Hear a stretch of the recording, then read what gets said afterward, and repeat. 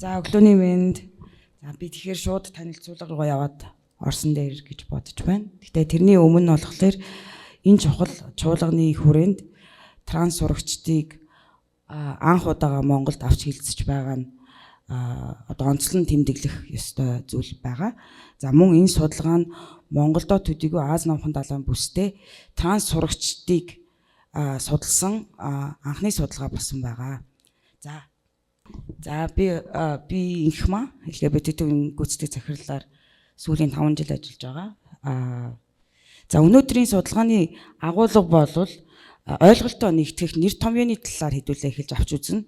Магадгүй та бүхний дунд транс гэдэг үгийг анх удаа сонсож байгаа. Эсвэл транс гэдэг үгийг өөр утгаар одоо миний энэ судалгааны хүрээнд бишээр өөрөөр ойлгож байгаа хүмүүс байж магадгүй учраас хэдүүлээ ойлголтоо нэгтгэхийн тулд нэр томьёогоо авч үзнэ. За тэгээд судалгааг танилцуулаад судалгааны арга зүй, судалгааны дүгнэлт зөвлөмжийг хөрвүүлэх болно. За транс сурагчдыг ярихын тулд зайлшгүй 2 нэр томьёог бид нар авч үзэх ёстой байгаа. За тэрний нэг нь бол хүүсийн баримжаа гэдэг нэр томьёо. Хүүсийн баримжаа гэдэг нэр томьёог өдөр тутамдаа олон холны хэрэгэлдэггүй. Тийм учраас та бүхэнд би тайлбарыг хүргэж байна. За нэгдсэн үндэсний байгууллагын тайлбар байгаа. Энэ бол хүүсийн баримжаа нь одоо тухайн хүний дотоод гүн гүнзгий мэдрэмж, өөрийгөө эрэгтэй, эмэгтэй, эсвэл энэ хоёрын холимыг аль нь ч биш, эсвэл өөр ямар нэг хүүсээр хүлээн авах одоо гүн гүнзгий мэдрэмж гэж тодорхойлсон байна. Тэгэхээр хүүсийн баримжааны одоо төрлүүдийг авч үзэх юм бол нийгмийн олонх болсон хүүсийн баримжааг сисгендер гэж нэрлэж байгаа. Сисгендер эмэгтэй, сисгендер эрэгтэй. Нийгмийн олонх гэхээр та бүхэн ерөнхийдөө ойлгож байгаа. Одоо жишээлбэл манай сэлэнгээ ихч төрөхт нь төрсний гэрчлэгэн дээр нь охин гэж тэмдэглэж гисэн. Өнөөдөр өөрийгөө толинд хараад өөртөө ямар ч өөрийн хүүстэй тухгуйцал байхгүй тийм хүн тийм үү. Тэгэхээр сэлэнгээ ихч сисгендер эмэгтэй байх нэ. Батчаа ах сисгендер эрэгтэй байх нэ. Тийм ээ. Таныг дандаа жишээ навдаг. Харин нийгмийн одоо хүүсийн цонх болсон иргэд маань дээр хэрэглэгдэг 2 нэр томьёо байгаа. Тэр нь трансгендер, non binary гэсэн. Трансгендер гэдэг нь одоо төрөхөд тэмдэглэсэн хүүсээсээ эсэргээр юм уу өөрөөр мэдэрж байгаа хүнийг хэлж байгаа. Тэгэхээр трансгендер гэдэг нэр томьёог бол Монголын нийгэмд маш их ерөнхийдөө одоо сүүлийн үед их сонсоод байгаа тийм ээ. Харин non binary гэдэг нь одоо эсвэл өөр ямар нэг хүүсээр хүлээн авах гэхээр эрэгтэй эмэгтэй, сисгендер эрэгтэй эмэгтэй гэдгийг алинд нь ч багтахгүй байгаа тэр хүмүүсийг одоо хэлж байгаа. Тэгэхээр энэ нэр томьёонууд энэ судалгаанд орсон байгаа. За транс гэдэг нь өөрөө хүүсийн цонхыг багтаасан малгай үг юм аа. За би энэ хүрээ зогсъё. Судалгааны тайлан дээр маш өргөн хүрээгээр тайлбарсан байгаа. За хүүсийн баримжааг бид нар ярихад зайлшгүй бэлгийн чиг баримжааны талаар ярих ёстой. Учир нь гэвэл бэлгийн чиг баримжаа, хүүсийн баримжаа хоёрыг маш их ингэж холиж, хутгаж ойлгоод байгаа байхгүй юу? Тэгэхээр бэлгийн чиг баримжаа болвол нэгдсэн үндэсний байгууллагын тайлбараар бол хүний эсрэг хүүсний, ижил хүүсний эсвэл олон хүүсний хүн татагдах гүн гүнзгий сэтгэл хөдлөл, романтик эсвэл бэлгийн сэтгэл татам байдлыг мэдрэх чадвах гэж тодорхойлсон байгаа. Гүн гүнзгий сэтгэл хөдлөл бүх хүнд байгаа тийм үү? Романтик эсвэл бэлгийн сэтгэл татам энэ болгон хүн болгонд байдаг мэдрэмж. Тэгэхээр бэлгийн чиг баримжаа гэхлээр энэ бэлгийн цөөнхтэй хамааралтай үг гэж хүмүүс андуураад байгаа. Тэгэхээр нийгэмд байгаа одоо манай гариг дээр 8 тэрбум хүн 8 тэрбумуула бэлгийн чиг баримжаатай, хүүсийн баримжаатай. Тэгэхээр энэ хоёр маань тусдаа ойлголт гэдгийг анхааран авч үзээрэй. Ерөнхийдөө хүүсийн баримж бол хүний өөрийгөө мэдрэх гүн гүнзгий дотоод мэдрэмж, бэлгийн чиг баримжаа гэдэг нь хин татагдах уу гэдэг гадагшаа ийм хоёр тусдаа ойлголт байгаа шүү. За нийгмийн олонх болсон иргэд маань одоо стрейт буюу зөвхөн эсрэг хүүснийхээ хүн татагдах хүмүүсийг стрейт гэж нэрлэдэг байх нь. Нийгмийн цөөнх болсон иргэд одоо ижил хүүснийхээ хүн татагдах хүнийг эмэгтэй бол лесбиан, эрэгтэй бол гей, аль алын хүсэнд татагддаг бол бисексуал. Гэхдээ бэлгийн чиг баримжаа бол маш уян, маш олон төрөл байгаа. Тэгэхээр би зөвхөн энд зогсъё. За тэгээ судалгаа танилцуулахад энэ судалгаа нь өөрөө кейс судалгаа байгаа. Мэдээж судалгаанд оролцогчдыг олох нь маш хүндрэлтэй байсан. Трансгендер сурагч нарыг олно гэдэг бол Ер нь бол LGBT төвөөс өөр хүн олохгүй дээ. Тийм. Тэгэхээр засан бөмбөлгийн аргаар олон нийтээсээ хааж иж 7 сурагчийг одоо 7 сургуулиас олсон. 5 сургууль нь улсын сургууль байлаа, 2 сургууль нь хувийн сургууль байлаа. За тэгээд мэдээж зорилго бол боловсролын систем транссурагчдын туршлага бэрхшээл хэрэгцээг одоо ойлгоход чиглэсэн байсан. Урд өмнө энэтэй төстэй судалгаа нэгч байгаагүй учраас энэ бол анхдагч тийм ээ. Тэгээд бэрхшээлийг тодорхойлох, бодлого практикийг одоо мэдээлэх, шийдвэр гаргагчдад мэдээлэх, эцэг эхчүүдэд мэдээлэх, боловсрол эвсэлд мэдээлэх, иргэний нийгэмд мэдээлэх, иргэдэд мэдээлэх, транс сурагчдад мэдээлэх, активистуудад мэдээлэх тийм үү. За тэгээд ирээдүйн судалгааг дэмжих зорилготой байсан. За энэ маань кейс судалгаа тийм ээ. За эднийг дурдчихсан. За судалгаа маань ийм төрхтэй ингээ харагдаж байгаа. Онлайнаар англи монгол хэлбэрээр байгаа. Бид нар линкийг нь бас энд ирсэн бүх хүмүүс рүү боловсрол эвслийн шугамар илгээе.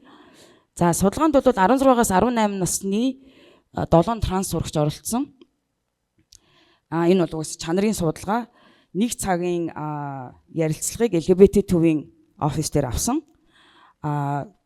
Ёс зүйн хувьд бол сурагч одоо хизээч татгалзах эрхтэй гэдгийгээ байнга одоо ярилцлагын дунд сануулж байсан. Тэгэхээр ёс зүй дээр бол маш хичээнгүйлэн ажилласан байгаа.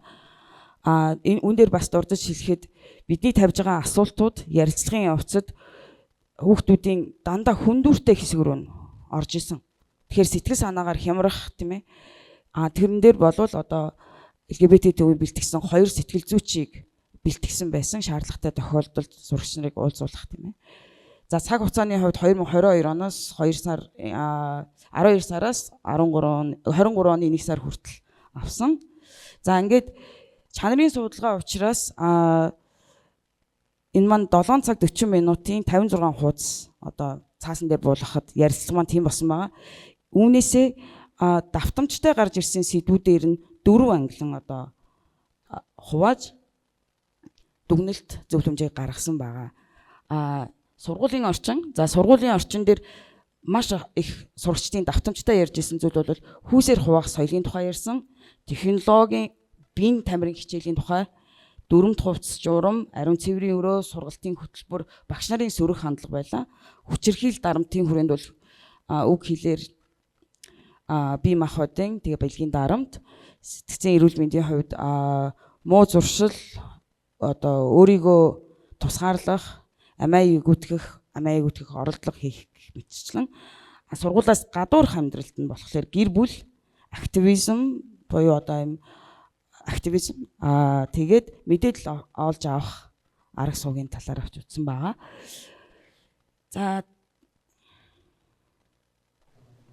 За сургуулийн орчинд болохоор ер нь сургуулийн материалын баазаас эхлээд өдөр тутмын сургалтын үйл ажиллагаанд хүүсээр ангилан хуваах соёл боловсролын системийн бүрдэл хэсэг бүрд ужигран нэгжсэн сургалтын үйл ажиллагаагаар дамжин ил тод зохион байгуулагдсаар байна гэдэг нь ярилцлага болгоноос ингээд давтамжтай гарч ирж исэн. Ямар ч үйл ажиллагаан дээр дандаа хүүсээр хуваагаад байгаа нь одоо транс сурагчдад маш хэцүү, алинд нь орхоо мэдэхгүй байх. За тэгээ сургуулийн одоо орчин дах энэ ариун цэврийн өрөө ялангуяа маш их яригдсан. Учир нь гэхээр за би энд ард нь кейс байгаа болохоор кейс дээр ярьж да. За сургалтын хөтөлбөр одоо эрүүл мэндийн хичээл LGBTQ сэдвийг оруулдаг байгаа 9 дугаар ангиас эхлээд. 9 дугаар ангийн эрүүл мэндийн хичээлд орж байгаа. Гэхдээ үүн дээр багш нар ерөөсөө эерэг хандлагатай багшийн сурагчдын одоо ярилцлагаас нэгч гарч ирээгүй. Нэг бол багш нар заахгүй орхино. Хэрвээ заах юм бол өөрийн үзэл бодлыг оруулж ирж үргэлж LGBT хүмүүсийг дор үзэж одоо тийм одоо ойлгож байгаа тий та бүхэн ингээд нөхцөл байдлыг сайжруулах биш зөв мэдээлэл өгөх биш улам лавшруулах нийгэмд байгаа ялгарлан гадуурхалтыг зөвтэй мэдээлэл өгөхгүй байгаа гэдэг нь. Тэгээд сурагчдын хэлснээр болохоор багш нар өөрснөө энийг ярихдаа маш тухгүй байгаад байдаг. Тэгээд гялс тэр ангийг ингээд хичээлийг дуусгах гээд байдгаа гэж ярьсан ба. За дарамт дээрлэхэлт бол үе тэнгийнхнаас маш их ирж байгаа. Тэгээд бас багш нараас ирсэн байгаа. Тэгэхээр яг энд надад 5 минут байгаа гэд ирж байгаа болохоор би энд гялс энийг ярьчаа дараагийн хэсгүүдийн гүйлгээд явчих. За ариун цэргийн өрөөний хувьд оролцогч баярын түүхийг хуваалцъя л да. Транс 16 настай транс хүү байгаа. За баярын хийсэн нэг үг айгу тийм юу татам анхаарал татам. Тимээс одоо 0 орох нь маш хэцүү байдаг болохоор би бэрхшээлийг тулдуулахаар би шейхэ болсон нь дээр юм байна гэж бодсон гэж байгаа. Тэр хүүхд сургуулийн орчинд сурагч хідэн цагийг зарцуулж байгаа юм бэ. Өнөөдөр бид нар яагаад ус уудаг юм бэ? Ам цангаад ус ууж байгаа. Тийм үү? Ам цангасан бол ус ууна штэ хүн. Ус уухаар яах вэ? Шээс хүрнэ. Тэгэхээр энэ хүү шейхэ болно гэдэг чинь ус уухаа болж байна л гэсэн үг байхгүй.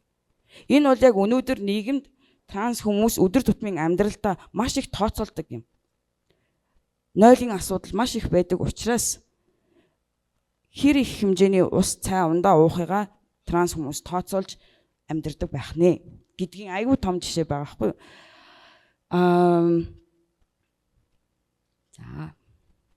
За сэтгцэн эрүүл мэндийн хувьд бол маш их байдлаар өөрснийгөө тусгаарлаж байна транс хүүхдүүд. Хичээлдээ явах хүсэл эрмэлзэл төрөхгүй байна. Өөрийг нь сургуулийн орчинд хинч дэмжинэ гэж бодохгүй байна. Тэрийг болвол яг багш нарын хандлагаас сурагчны хандлагаас ингээд мэдрээд надад сургуулийн орчинд итгэх хинч байхгүй юм байна гэдгийг маш олон давтамжтай ярьсан байна. За ингээд би яг та бүхнийг одоо би үлдсэн хугацаанд юм дээр амар анхаармаар юм гэхээр энэ судалгааг та заавал уншаарай гэж би хэлмээр байна. Тэгээд энэ судалгааг унших явцдаа судалгааны хязгаарлагдмал байдал дээр анхаараарай гэдгийг бас хэлмээр байна. Тэр нь юу вэ гэхээр энэ 7 сурагч бүх транс Монгол улсад байгаа бүх транс хүүхдийг төлөөлөхгүй шүү. Баян үлгийд байгаа транс хүүхдийг энэ судалгаа төлөөлөхгүй шүү. Хотын захад байгаа транс хүүхд энэ судалгаа яг төлөөлөхгүй шүү гэдгийг сайн хөгжлийн бэрхшээлтэй транс хүүхдийг тэгэхээр одоо хүний хүүсийн баримжаа гэдэг чинь бидэнд байгаа маш олон мөн чанаруудын ганцхан ширхэг байна. Тийм үү? Тэгэхээр эдийн засаг нийгэм одоо түрүүний яг өмнөх хэлтгэгчийн хэлсэн шиг одоо нийгмийн гарал ухсаа яна энэ буруу үг ашиглаад байгаа шиг юм тий.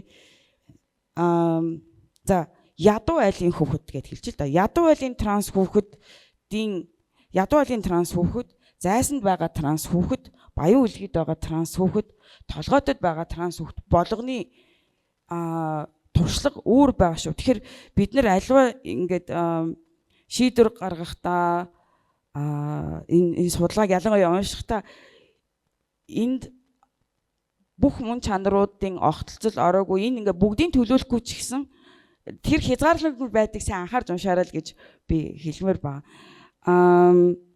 Тэгээд судалгааны дүнд бол маш их зөвлөмжүүдийг гаргасан байгаа.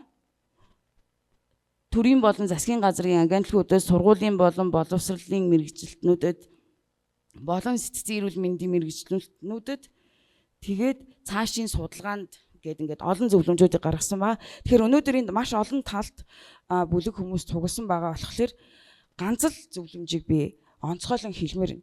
Тэр нь юу вэ гэхээр жишээлбэл манай байгууллага LGBT төв 2007 онд үүсгэн байгуулад 17 жилийн турш ажиллаж байна. Манайхтай адилхан 2 өөр байгууллага байна. Тийм үү? Энэ бүлэг хүмүүстэй ажилладаг. Тэгэхээр мэдээллийг эрэлхийлээрээ бид нар ингээд монгол хэл дээр маш их мэдээллүүдийг бэлдсэн байгаа. Тэгэхээр бид нартай хамтарч ажиллаарай л гэдэг хамгийн том л одоо зөвлөмжийг өгмөрөнд асуулт асуухаасаа бити имээгээрээ энэ хүн болгоны мэдээд идэг мэдээлэл мэдлэг биш учраас тэгээд өнөөдрийн одоо илтгэлээ би нэг хүний хэлсэн үгээр дуусгахыг одоо хүсэж байна. Тэрнээсээ дуусгахаас өмнө юу хэлэх вэ гэхээр одоо энэ чуулганы туршид би нэг юм ширээ гаргаж суучих жолно тий. Тэгээ маш их материалуудыг авчирсан байгаа. Монгол хэл дээр мөн одоо саяхан болон өнгөрсөн жил хайван явж ирээд боловсролын системтэй сайн танилцаад ирсэн. Тэдний сайн туршлагаас, багш нарын сайн туршлагаас, гендрийг яаж ойлгуулдаг сайн туршлагаас авчирсан байгаа. Тэгэхээр миний ширээн дээр ирж надтай чөлөөтэй ярилцаарай гэж одоо хүсэж байна. Би инхчингийн хэлсэн үгээр төгсгий гэд бодсон юм аа. Инхчин болохоор энэ үгийг 2022 онд Нэгдсэн үндэсний байгууллагын боловсрол шинжлэх ухаан соёлыг байгууллагаас одоо тэгш боловсрол тэгш байдлын төлөө хамтдаа хэмээх олон улсын 2 дугаар конвенцэд нэр дэвшиж илтгэл тавихтаа хэлсэн үгийг та бүхэндээ хуваалцъя. Бидний юу хэлхийг сонсож хэлэх үгэнд минь итгэж бид хүртээмжгүй нийгэмд ялгуулан гадуурхалт дунд амьдарч байна. Дуу хоолойг минь хүмүүс зүрх сэтгэлээрээ сонсож өөрчлөлтийг авч ирэхэд бидэнтэй нэгдээсэй гэж хүснэ. Ингэх нь туйлын хэлбэр бас туйлын чухал юм шүү. Бид өөрөөрөө байж чадвал уйтгар гуниг айц төгшүүрээс ангид зүйл мэдэрч чадна гэж бодно. Тийм ч учраас боловсрал энд онцгой үүрэгтэй. Ирээдүйд бүхий л бэлгийн чиг баримжаа, хүйсийн баримжаа илэрхийлэх хүлээн зөвшөөрдөг хүртээмжтэй боловсролын тогтолцоотой болж хүн бүр өөрийн хүсэл мөрөөдлөөр амьдраасаа хэмээн бий хүснэ.